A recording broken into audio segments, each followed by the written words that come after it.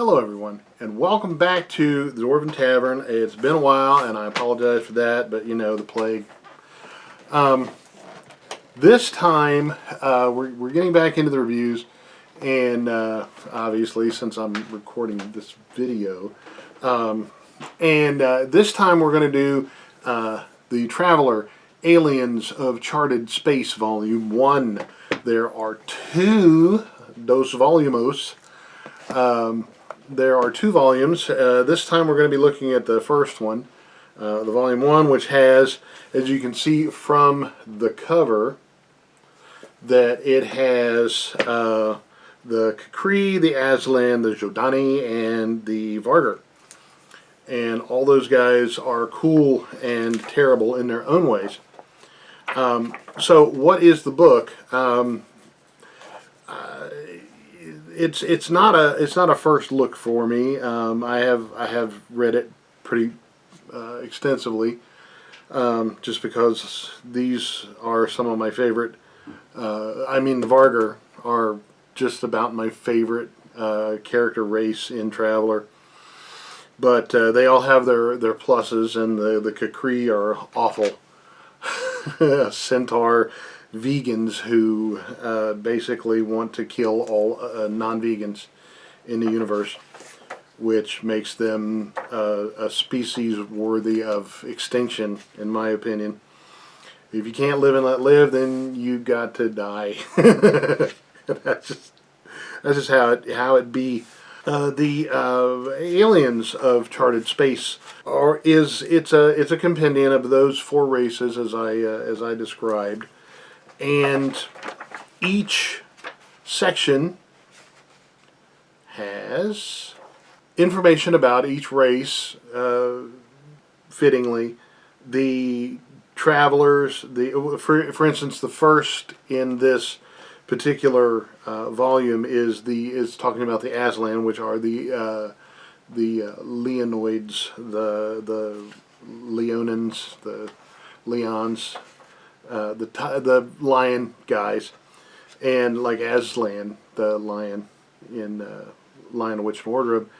So the Aslan, and it has a section on the travelers thereof, the equipment, their vehicles, and the High Guard, which is basically their space traveling uniqueness and particulars. And it goes into pretty decent. I mean, let's see, the Aslan starts on page 4 and goes to page 68, which means there are 64 of these large textbook size pages describing their physiology, their lifespan, their diet, their society, their family structures, beliefs, dwellings and honor system, their duels, their feuds, how to create Aslan worlds, some Aslan animals, even like the Atectia scorpion, the Aua hoofmeat, the Auka, which are similar to the hoofmeat except they're different. The Keka, the Kata, the Stee, which is monkey meat, and so forth and so on. And that's even before it gets into the Aslan characters. So it's rather in depth to give you an idea. Now there are only, and I say only, there are 6 creatures listed in this kind of a Aslan bestiary kind of situation, but it gives you an idea of what the fauna on Aslan worlds are like, just because, you know, Aslan, they're cat folk basically, except they're frickin' brutal. They do a lot of slaving. They have very cat-like sensibilities and no mercy. They can be fickle. they can be vicious, they can be very loving. I mean, they just imagine a cat with above average human intelligence that has reached a spacefaring tech level, and there you have the Aslan. And so when they look at a creature, it's either meat or it's to be ignored or wiped out, and there's no ifs, ands, or buts about it. And so then it goes on to the skills in the book, the skills, and then the character classes. And interestingly, the Aslan are very gender specific. They have very important gender roles. For instance, in management, only females can be management.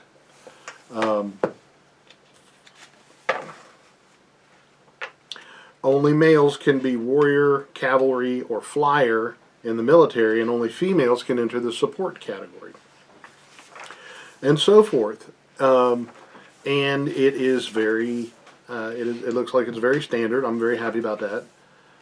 To the other Traveler books, it's the same format.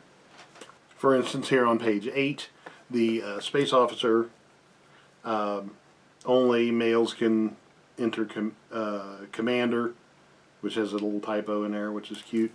Only females can enter shipmaster or navigator classes, and so forth.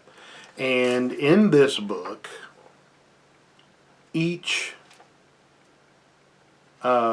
race, each species, it's not a race, it's a species. Each species has its own entries, words, of the same thing that is particular to their species. The Aslan has in the book, it has its own central supply catalog with Aslan specific, like the Aslan battle dress, the assassin's garb, ceremonial breastplate. It's got armor, it's got weapons, communications and computing gear, and everything that is very specific to Aslan. It makes it very, they got robots, slave machine, which is kind of cool. I mean, better to have a machine as a slave than a living creature, I would think. Although I'm sure there are some robot activists out there. I mean, like in that Star Wars movie, right?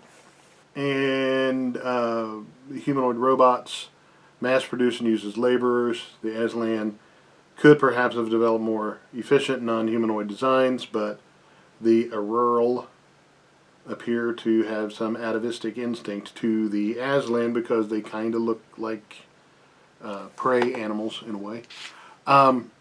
Then you got the technician and so forth. Then you've got personal augmentation. All these things are very very specific to the Aslan. Apparently, the Aslan, there is a thing. There's an entrance on page 61 called the Monkey Knife, which is the karambit, which we monkeys like our karambits because they're frickin' dangerous and good at what they do, and so forth. So then the next section is the vehicles of the Aslan, which the layout is just like in the Vehicles Handbook. It's all very standard. It's all very uniform. So you don't have to, or I didn't, and I'm certain that you're probably as smart as I. And I'm not laughing because, like, oh no, you couldn't possibly be far more intelligent than any of you. No, not like that. But I laugh because I think, if I say you're as smart as me, I might be insulting you. One never knows, does one? Anyway, it's got things like the Aslan grav tank. The grav tank has, wow, it's got 120 front armor. Means you have to do more than 120 points of damage to penetrate that armor. 110 on the side, 60 in the rear. Top bottom's 100. Wow. It's got a fusion gun, which is AP 20, blast 20, and a radiation. 3DD plus 3, which, holy crap. A medium autocannon and an anti-missile system that will shoot down incoming missiles if it can, and so forth. And wow, that's a tough mofo. Then it goes into the Aslan, the High Guard, which is all about the Aslani, or the Aslan. I've always called them Aslani, something that is of the Aslan. I call it that Aslani, like an Aslani ship or an Aslani script, but it's Aslan, just straight up. And then it has the scouts, and I do like the way the images are presented. For instance, here on page 72, the images are presented of the Ihatisho class scout, which it has like Aslan script on the wing sections, and it's got all the information just like the High Guard book. It's in the same standard format and layout, the same force perspective look of the ships and the internals, the deck plans, floor plans, and so forth. So it is a very nice addition. I'm sure it's by far not comprehensive, all-encompassing of everything that is Aslan, but it gives a really good snapshot of Aslan technology and Aslan equipment and their spaceships and their style, which is very important because it gets that showing the style of the thing. If you are a fan of the Aslan, it gives you a really good sense of what the Aslan are like and what they're, it's a very immersive. And as I've said 1,017 times at least, that immersion is one of the most important aspects of a good role-playing system and role-playing supplements, as it were. That's the Aslan in this book. And then it goes on to the Kukri, which is it's just like the Aslan with different information. It's pertinent to people who want to play a Kukri. I don't know why anyone would want to play a Kukri. And I mean, they're like cow centaurs or goat centaurs ish, and they're really despicable because they're vegan, they're vegetarian, only they're militant vegetarians, meaning that they not only want to enforce their veganism, their vegetarianism on others, but anyone who refutes their doctrines, they will try and wipe them out. They will try and kill them, and that's not at all cool. It's just straight up. I am of the opinion of live and let live, and unless you try and keep me from living, and then I will not let you live. And that's good governance, I think, of a society. It keeps the society going longer when you don't let people kill you. And then, of course, it has the Kukri characters, their classes, like the noble, the merchant. Actually, the Kukri have a few classes, not as many as the Aslan. And one of the Kukri professions is to be a Kukri. There's no mustering out benefits. This career is normally used for the many Kukri would say extremely fortunate herds who live a pastoral lifestyle on most inhabitable planets and homeworld of Karur itself. They have little to do with the outside world and do not much care about wider events. So they're just people. Qualification is entry. Any Kukri can follow it. It's not gender specific like a lot of the Aslan careers. Entry is automatic. I mean, it's just you're just chilling. So if you want to do it that way, you can. The servant is a class. The merchant is a class. The noble is a class. And those are the classes that are very specifically Kukri born and bred. Then in the Central Supply Catalog, it's got the same sort of armor with, as you can see here on page 140, it's got like different types of body armor and combat armor and vac suit. And then it has Kukri weaponry, and the illustrations are nice. I mean, they're pretty. The average for traveler stuff is good. Then they have the vehicles of the Kukri, like the Grav Skimmer, which is just like a Grav chariot that is made for a single Kukri. Then the mobile fighting platforms, so forth, and then the High Guard. I mean, the Kukri don't have many vehicles because they're grazers, I guess. But they've got the shuttles in the High Guard section, so forth and so on. They're saucers. They're your straight up flying saucers. So the flying saucers that we see in our UFO videos are probably vegetarian centaurs fixing to wipe us out because we are eating bacon. And then, of course, my favorite class is the Vargar, which are the dogmen,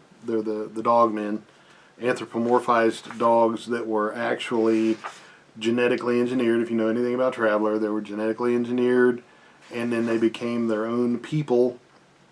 So they're taken from human canine. They're taken from Earth canine stock, fiddled with their DNA and made them smarter and walk upright and so forth. Then they became their own people, autonomous sovereignty, which is freaking cool. There's several subspecies of Vargar, which, like the Kokasha, are all but now extinct, and those that remain live in a refuge in Ruxdal known as the Trenchans section in the Imperium. They are the smallest of the subspecies, and were engineered by the ancients to have heightened mental faculties at the expense of physical attributes. The Kokasha are typically 1.45 meters high, weigh 50 kilograms. Females are slightly smaller, averaging 1.4 meters high and weighing 45 kilograms, which is about 80 pounds, a little more than 80 pounds, 90 plus. Then you've got the Akum Geda, the Nakagan, and the Roth Thokin, or Thokin. This subspecies settled in the Angfutsag sector, and although they look similar to the Nakagan, which are psionic, 1.5 meters tall. They're small psionic Vargr.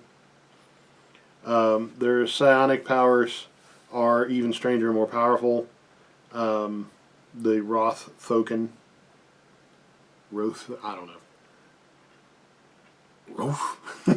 It's hard not to go full Scooby Doo when you're talking about the Vargr. So they live in seclusion because obviously things with heightened mental powers are often ostracized and shunned because people are afraid of things that are different from them, even their own race, their own species. So, infighting and all that stuff is covered. Emissaries, how they do business, the military. Then it's got the Vargr careers, which is army and citizen, corsairs, emissaries, law enforcement, police dogs, the loner, lone wolf, marines, sea wolves, and navy. So they've got a full range of. They're like the opposite of the Kukri. They have a full range of career opportunities. It is very much the same as people, as humans. You can be a scion, you can be a scientist, and so forth. Then it has, of course, the equipment and their vehicles and their ships and so forth and so on, which is very cool. They do so like their greens and purples. As you can see here on page 232 is the Roddy Seeker, which is a, let's see, it's a Jump 1 mining and prospecting ship. It's got good thrust, it's got decent armor, decent hull. Let's see, where's the... It has a crew of 4 and is used for prospecting and mining. It's got, you have a mining laser, it's got fuel scoops and so forth. So it's a pretty versatile little ship. It's a nice little boat, and it's purple and green. So yeah, they have a pretty decent. I mean, all of the races have a decent variety of things that are species. I keep saying races. All of the different species have a really versatile and wide selection of things to get that species dependent oriented immersion going, so you can get a really good idea of what their lives and societies are like. Because I don't know how many times I've played a game where nobody knows what's going on with a particular species, and they just play it like whatever, and they're wrong, or I mean, they have no idea what to do.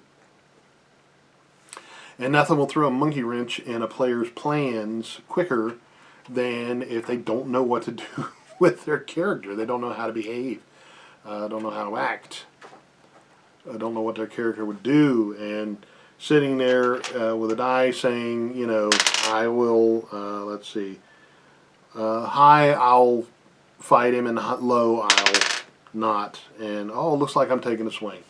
So, that's not really role-playing. That's It's not. It's not role playing.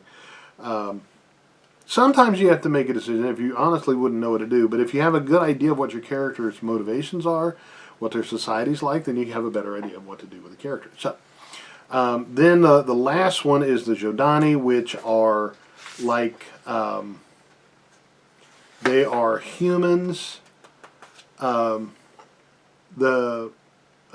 are human. They branch from the humanity, which is Humaniti, merging the Villani, the Solomoni, and the Jodani branches of the human race into one. The Solomoni and the Villani branches would prefer to forget their Jodani brethren exist, but they built their empire upon the science of the mind. So the Jodani are they're very Arabic in appearance and dress and architecture and so forth, but they're very psionic, and they have things like thought police, and people don't trust them because they're psionic, and they have this entire. If you go to the Traveler map online, Google Traveler map, you can find that map that's got the whole Traveler charted space, and it's got the Jodani expanses in it, and it's pretty expansive. So a lot of people who want to play a psionic character will opt for a Jodani, just because they're freaking cool, very exotic. Got that exotic feel, like the old Arabian Nights feeling. And then and it goes to the characters, which are agent, army, entertainer, government, guard, merchant, navy, prole. Did I read that right? Yeah, prole. Which is commoners.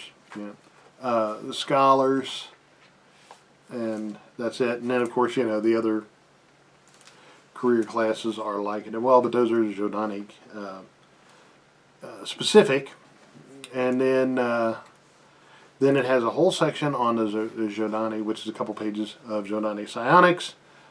And then it goes into the equipment and robots, and then their vehicles, and then the high guard, and so forth, with the Jodani spaceships and the like. So each species has its own all its own entries that are very specific, but they're all similarly flavored.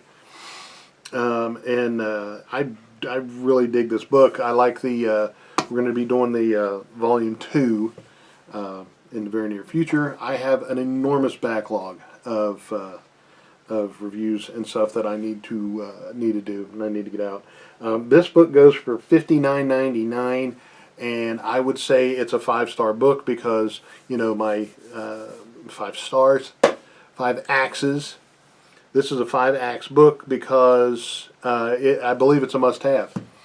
You've got must-have, then you should have, then probably, maybe take it or leave it. You can have it if you want, probably shouldn't, and definitely don't. This is 5 axes because I think this is an invaluable. The Traveler, they don't have an enormous library of books for the 2nd edition Traveler. So every book that they put out, I think so far. Of course, they've got the Traveler's Aid Society supplements and stuff like that. They're important. I think those are also very valuable. But everything that has come out so far that I've seen from the Traveler thing, even though I judge each book on its own merits, has been a must-have, just because they apparently what I believe they do is that they estimate their priorities and then move on those to make sure that the most important stuff comes out without, it's just like the Beatles writing every song to be a hit. Every one of Mongoose's books is a must-have for a library. So this is no exception. 5 Axes, $59.95. You can get it at mongoosepublishing.com or Studio 2 Publishing, which is another under license by them. And look them up, get the book, and the other one, which is the Aliens of Charted Space 2, which I'm also going to be reviewing presently. And there you have it. So 5 Axes, Aliens of Charted Space Volume 1. And on that happy note, on behalf of the entire cast and crew of the Dwarven Tavern, I am your newly returned Dr. Jeff Goins, wishing you to want for nothing but adventure. At first I feared it, then I charged. Thanks for watching, and I'll see you next time very soon.